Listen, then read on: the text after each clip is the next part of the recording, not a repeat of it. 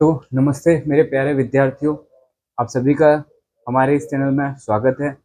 तो हम देखते हैं कि जितने भी सीटेट एग्जाम होते हैं या स्टेट टेट होते हैं। सीटेट का मतलब होता है central examination, TET teachers examination, ठीक है।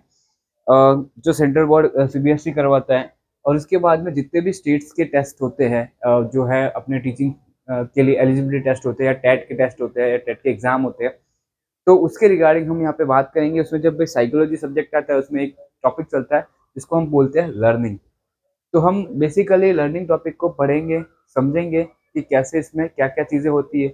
इस वीडियो में बता दूं मैं आगे क्या पढ़ने वाले हैं। तो पहली दो चीज़ें पढ़ेंगे। पहला तो what is the meaning of learning, learning क्या है, अधिगम क्या है, हिंदी में भी और इंग्लिश में मैं दोनों पढ़ाने का ट्राई करूंगा, इक्वली बैलेंस देते हुए चलेंगे। एंड देन नेक्स्ट है is the second, next is परिभाषा। इसका मतलब है देखिए डेफिनेशन, कि भाई लर्निंग या अधिगम की डेफिनेशन क्या होती है। चलिए शुरू करते हैं इस वीडियो को, आप बने रहिए मेरे साथ। तो सबसे पहले हम देखते हैं कि अधिगम, जिसको हम इंग्लिश में बोलते हैं learning, what is the meaning of learning, ये सबसे पहले पढ़ेंगे मेरे साथियों।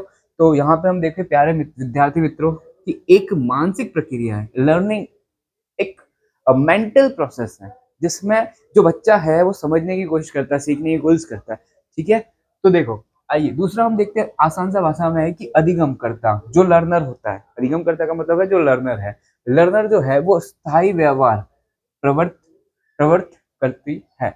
जो लर्निंग है, एक बार हम सीखना स्टार्ट करते हैं, धीरे धीरे हम पहले पहली बार जब भी हम चीजें या मान लो मैंने वर्णमाला सीखी थी तो एकदम से मैंने नहीं सीख ली थी, पहले उसको समझा था। धीरे धीरे क्या किया था मैंने, मानसिक प्रक्रिया, उसको दोहराने की प्रक्रिया ट्राई किया था, दोहरा रहा था, ठीक है। उसके बाद में मेरे वो स्थायी व्यवहार में प्रवृत्त हो गई। जैसे आज मैं शब्द बोल रहा हूँ, उसके पीछे वर्णमाला स्थायी है मेरी मानसिक प्रक्रिया के दौरान। तो यही है, सीखना एक मानसिक प्रक्रिया है। हम चीजों को बार बार दोहराते हैं, ठीक है, मेमोराइज करते हैं, वो स्थायी हो जाती है, कहीं ना कहीं वो लॉन्ग टाइम के लिए हमारे मेमोरी में सेव हो जाती है। उसके बाद देखते हैं कि एक और पॉइंट लिखा है यहाँ पे, सीखना जीवन जीवन पर्यंत चलता रहता है। तो भैया ऐसा नहीं है कि आज सीख लिया और अब हम नहीं सीखेंगे, एक एज के बाद सीखना बंद कर देते, नहीं। सीखना लाइफ टाइम तक, जब आप छोटे बच्चे होते हो, जब आप बुजुर्ग हो जाते हो, तब तक आप कुछ ना कुछ सीखते रहते हो मेरे प्यारे विद्यार्थी मित्रों।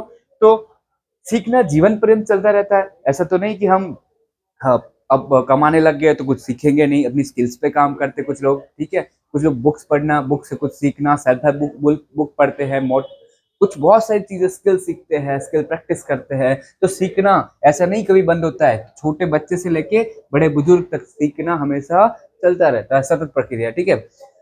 इसका एक और पॉइंट है कि यह एक अपने क्रियात्मक व्यवहारों से एक स्थायी व्यवहार का विकसित होती है। और देखो, क्रियात्मक व्यवहार मतलब हम ट्राई ट्राई ट्राई करते हैं, उसके बाद में स्थायी हो जाता है चीजें।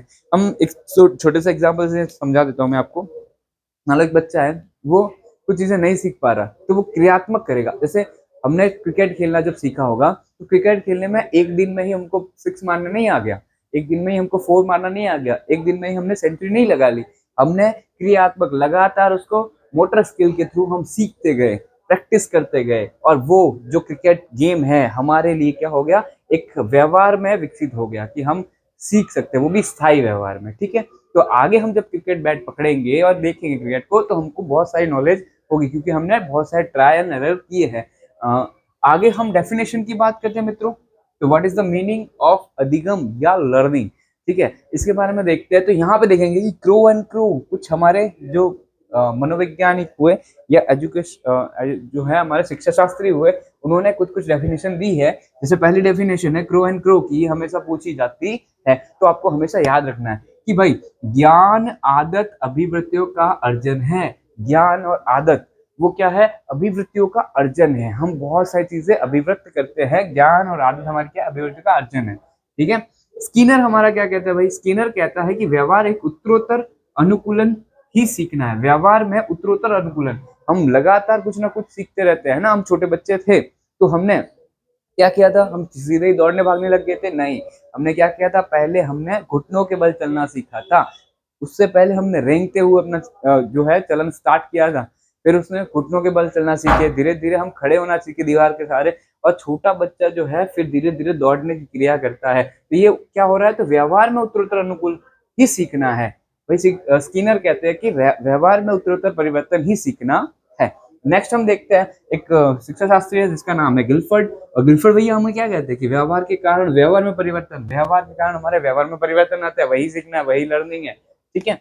और हमारा जो लास्ट है जो शिक्षा शास्त्री है वो गेट्स। गेट्स क्या कहते हैं? अनुभव और प्रशिक्षण। हमारे जो पास्ट अनुभव, हमने सीखा, हमने बहुत सारे ट्राई किया, प्रैक्टिस की, उसका अनुभव और प्रशिक्षण मतलब ट्रेनिंग द्वारा व्यवहार में परिवर्तन आते हैं। बहुत सारे प्रशिक्षण से, बहुत सारे अनुभवों से हमारे व्यवहार में परिवर्तन आते हैं। अच्छा, हम कहीं गए, हम मान लो कि मैं ट्रैकिंग पे ही जाता हूँ, तो पहली बार मैं कुछ सीखता हूँ क्या? नहीं, कुछ अनुभव ही नहीं है, तब मैं कुछ नहीं कर सकता। मान लो मेरे को माउंट एवरेस्ट चढ़ना, उससे पहले मेरे को बहुत सारे सबमिट करने पड़ेंगे, तब मैं क्या हूँ, क्या कहूंगा? मेरे अनुभव है। अगर मैंने करा है प्रशिक्षण, प्रशिक्षण मतलब ये माउंटेनियर की ट्रेनिंग होती है, उससे पहले अगर मैंने ट्रेनिंग नहीं की तो मैं क्या चढ़ पाऊंगा? क्योंकि मेरे पास अनुभव भी नहीं है और प्रशिक्षण भी नहीं है, तो मेरा व्यवहार में कोई परिवर्तन नहीं आएगा। अगर मेरे पास अनुभव भी है, प्रशिक्षण भी है, तो व्यवहार में परिवर्तन आता है, उसे ही लर्निंग कहते हैं, मतलब नई चीजों को सीखना। इन शॉर्ट में कहूँ तो हमेशा कुछ न कुछ सीखते रहना, या नया परिवर्तन अपने व्यवहार में परिवर्तन लाना, क्रियात्मक परिवर्तन लाना, स्थायी परिवर्तन लाना ही लर्निंग कहलाता